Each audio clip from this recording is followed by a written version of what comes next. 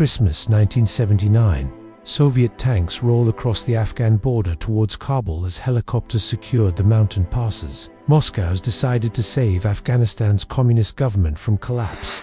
Afghan rebels controlled most of the countryside, but the Red Army is pushing through anyway. So why did the Soviet Union invade? Afghanistan in the 1970s is a mess. After the Second World War, there's relative stability under King Zahir Shah. But by 1964, a liberal constitution opens the door to political parties.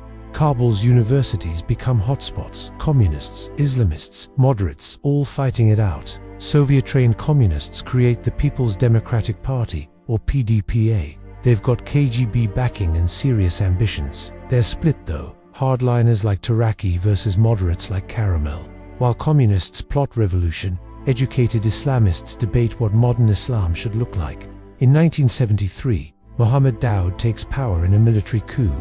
He modernizes the country, but rules with an iron fist, silencing everyone.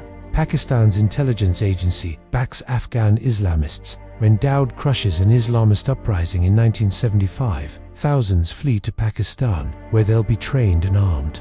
By 1978, Daoud's regime is crumbling. Communist army officers are infiltrated everywhere.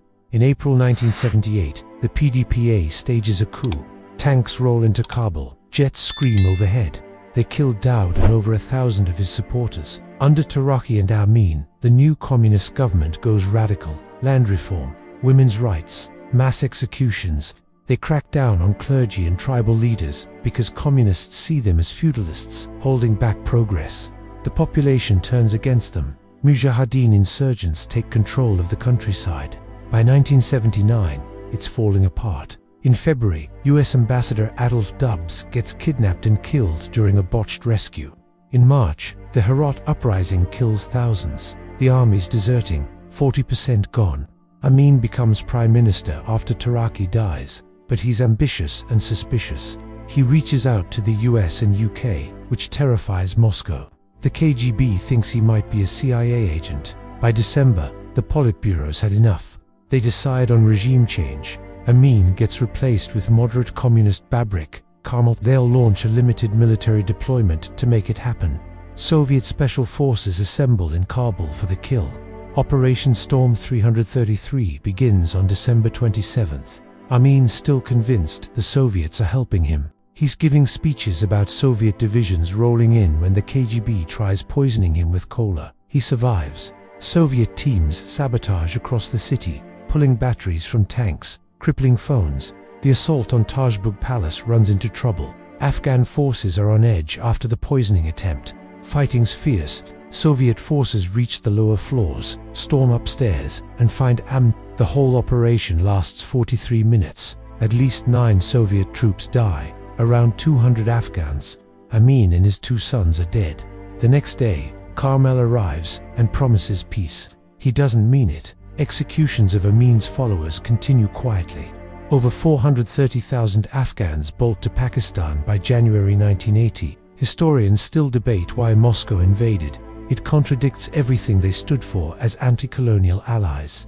Foreign Minister Gromyko warned it would damage their image globally. But the Soviets thought it'd be quick. 6 months, maybe. They'd beaten it in Czechoslovakia in 1968, Ethiopia in 1974, Angola in 1975. They figured the PDPA would handle the fighting. They didn't account for just how deep the Afghan resistance ran. The Cold War fear of losing Afghanistan tipped the balance. Moscow couldn't let the US gain influence, even indirectly. It was a gamble that would cost them dearly.